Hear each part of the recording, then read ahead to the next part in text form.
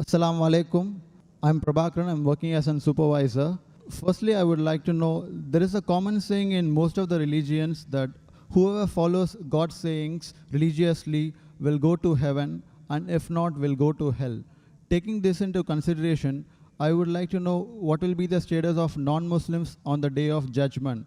Secondly, I would like to know the importance of the holy month of Ramadan for the benefit of non-Muslims who have come here. And finally, I would like to say, from the little experience I have gained in my life, I can strongly say Islam is the only religion which has clear-cut, sound theoretical knowledge supported with logical examples with reasoning.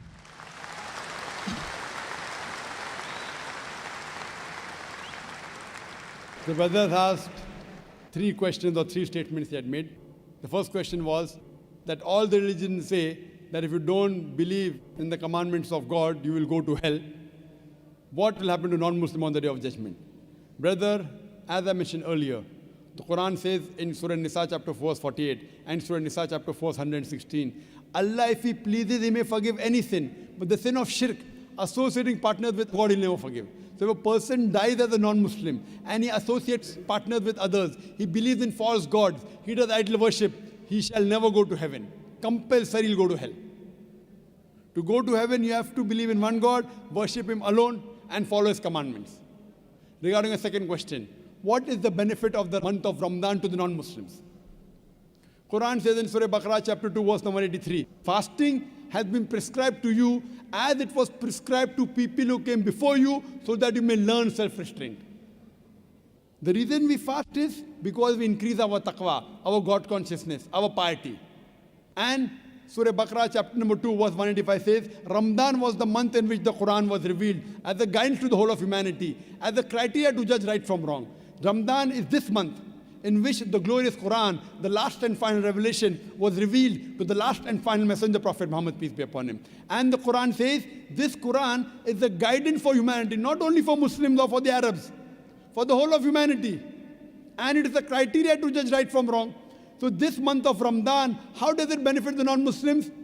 Quran was revealed in it as a guidance for whole of humanity, Muslims and non-Muslims. Furthermore, beloved Prophet Muhammad said, Ramadan is the month in which the Satans, they are imprisoned. The gates of heaven are open and the gates of hell are closed. That means there are more chances you'll do good deeds. A person does more good deeds in Ramadan, the chances of him doing bad deeds is less. As far as non-Muslims, the message of Islam may go very well in the hearts of the non-Muslims, because the devil, the Satan, the imprisonment. So more chances of the non-Muslims accepting Islam. More chances he'll come closer to Islam. Regarding a third statement, you believe that Islam has got theoretical points in it and it is backed up with reason and logic. So when you agree that Islam then rules and regulations which are backed up with reason and logic, my question to you in this month of Ramadan, then why don't you accept Islam? It is not a question of accepting Islam. For the matter of fact, I do accept all the religions, all the good things every religion is saying. So I don't have any... Whether you say you believe in all the good things in all the religions, that means there are some bad things in some religions, correct? I do agree, strongly agree. Oh, fine. I want to ask you a simple question. What do you think is bad in Islam?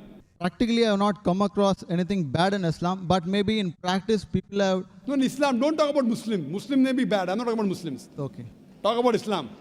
There are Muslims who may have alcohol, there are Muslims who may cheat. I have not come across anything bad about Islam. Very good. To be now, very frank. you told me very frankly, you take good things of all the religions. You also said you know there are bad things in other religions. And you also said you don't know of anything bad in Islam. So Yeah, now in the other religions, there are good and bad. In this religion, only good. Suppose I give you 2 glasses of water. One is pure water. Other water, pure water, and 1 drop of urine. So which water will you drink? Good water, of course. Good, pure water. So this is a pure religion. Absolutely pure, without adulteration. Now, when I realize it is pure, when you are thirsty, you drink the pure water. No, I believe it is pure, but I won't drink it. It doesn't make sense. If I want to get admission in a university, I do my survey. This university is the best. Why don't you take admission? No, I'll think about it. If you don't have the money to pay your fees, fine. University is very good, but too expensive. I can't afford the fees. Islam is free.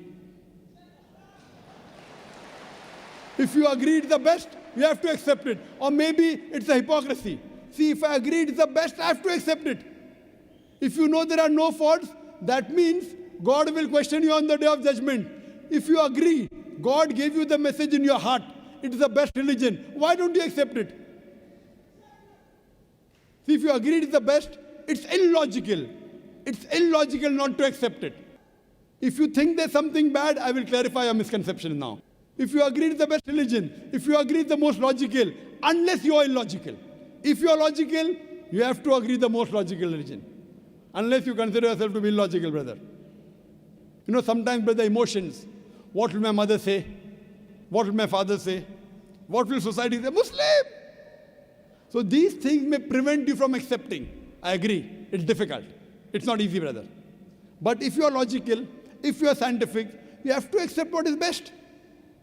Therefore, I say, if someone proves to me any religion better than Islam, I will accept it. If someone proves to me today, anytime, there's any religion better than Islam, I am ready to accept. If someone proves to me Christianity is better, I am ready to accept Christianity. Someone proves to me Hinduism is better, I am ready to accept Hinduism.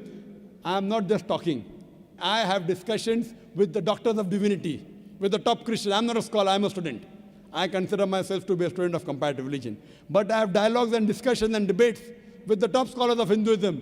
You know the most popular Hindu speaker is Sri Ravi Shankar. Have you heard of him? Very much. Yes, he agreed with the Quran. I'm a big fan of him, in fact. You're a fan of him, mashallah. Have you seen my debate with Sri Ravi Shankar? No, I've not seen. So you should see the debate with your hero, Yeah. Sri Ravi Shankar, Sure. and the student of comparative religion. Inshallah, if I get an opportunity, definitely. Yes, and since you agree, even he agreed that God has got no images. He agreed in the truthfulness of the Quran. Unfortunately, he didn't accept it. You know why? If he accepts, he will lose all the following. I agree. You agree. Do you have a following? Do you have a following, brother? No, I don't have any following. Very good. So what will you lose? Maybe some friendship, maybe some relatives. It's difficult. It's difficult. But if you know the truth, you should accept it. There's nothing wrong about it. Actually, so far as of now, I have not thought of about this because this is the very toughest and hardest thing in life to make. Think today in the month of Ramadan. You ask me, how does it benefit non-Muslims? It benefits the non-Muslims in opening the heart towards the truth. So I request you to think it over. If not today, yet you have another 3 weeks. Another 2-3 weeks you have till the month of Ramadan. If not today, except in the month of Ramadan, it will benefit you. And inshallah, I can tell you that inshallah, if you accept Islam, all your previous sins will be forgiven. 100%. So today, if you accept Islam, if suppose you die today, I can tell for sure you will go to Jannah. I'm not sure about myself, but about yourself I can tell you. Because the moment a person accepts Islam, all his previous sins are forgiven. If you accept Islam and if something happens to you today, I don't know about others. Inshallah, you'll go to Jannah. Thank you very much. So I'm waiting for acceptance.